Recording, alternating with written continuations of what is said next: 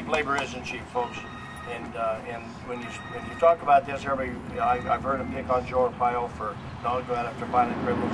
Folks, where do you think they're employed at? They're not employed as gangsters. They're employed as landscapers. They're employed as construction workers. They're employed as auto repairmen. They're employed in low-skilled jobs.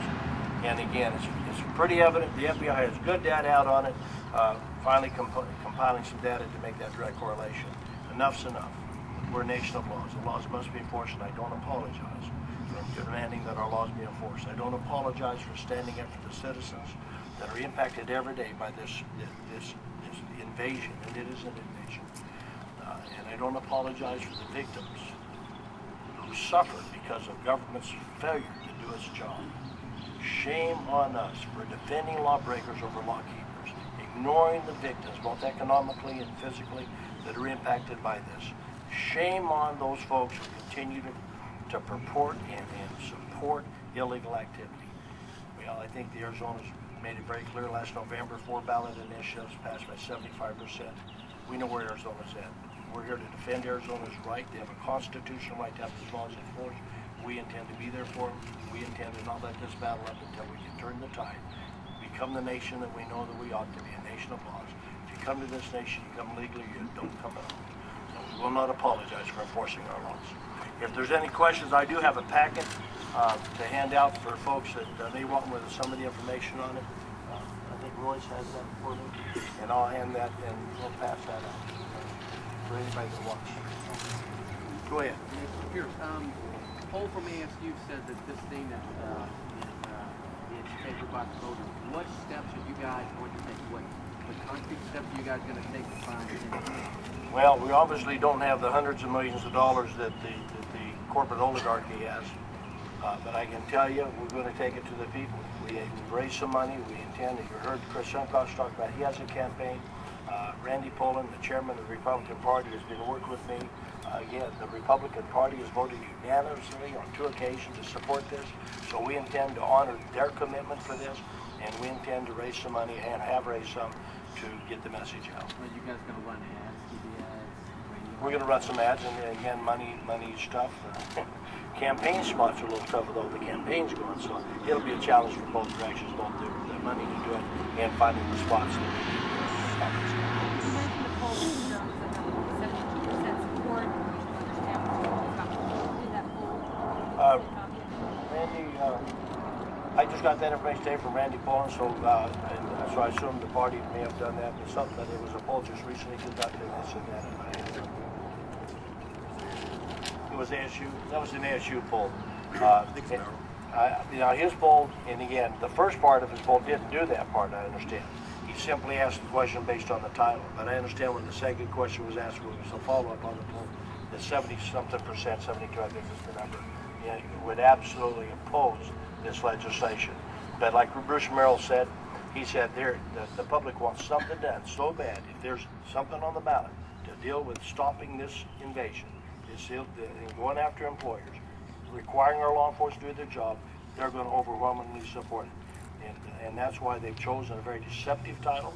You know, I'm not a big guy in a lot of laws, but maybe there ought to be a law on truth in campaigning. Maybe we ought to require people to tell the truth for a change. Any other questions? County Attorney Thomas, you mentioned that if 202 were to pass, that there wouldn't be any employer sanctions prosecution. Yeah, I don't believe there will be. What's happening now with the law we've had on the books? We're proceeding with our investigations. As I said at the end of last year, these are, first of all, this law is the first of its kind in the nation. These cases and investigations are akin to complex white-collar cases and fraud cases. And I said at the end of last year, often it could take a year or more to investigate these. In addition, the employer sanctions law already imposes a very high standard. You have to show that an employer intentionally or knowingly hired an illegal immigrant from 2008 onward, as it's now amended.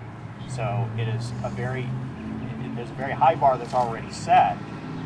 So if Prop 202 goes through and you have to show actual knowledge of the employer, if you no longer have a silent witness component to this, and maybe especially the fact that the federal government would have to act arguably first before state and local authorities could act, and we we know what their record is, that will, I believe, be the death knell for any potential employer sanctions case. And I want to be clear, and there's a high bar already for these cases. Sheriff Arpaio and I have already, I think, made tremendous progress just in enforcing the identity theft laws and prosecuting the illegal immigrants who were arrested as part of these investigations. And so this has already borne good fruit, but Prop 202 would be a very heavy blow to those efforts. But if what Holster Merrill said is true, people are so anxious for some kind of solution, are they not seeing solutions already from the law that the legislature passed? Well, I think they're seeing progress. I mean, to be clear, the illegal immigration crisis has been decades in the making, and we're not going to get past it overnight. But they want more work done, and I don't blame them. But Prop 202 would be a tremendous step backwards. It would not help things. It would make things much worse. This is a critical issue. Thank you. Thank you. Yes, afterwards. Everybody's in groups and bunches and discussing the weather and taking pictures and talking and mumbling and everything else. And much for the freeze. The freeze never occurred, and all them kind of things. And people are getting ready to run away. And the backside of all this mad mess, running around and whatever else to who that's. That's what we've got here in Phoenix. We're trying to get rid of Oops, wrong button. I call it. out there doing their best.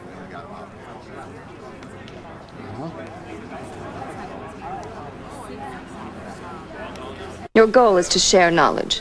Assimilation is the perfect means of attaining that goal.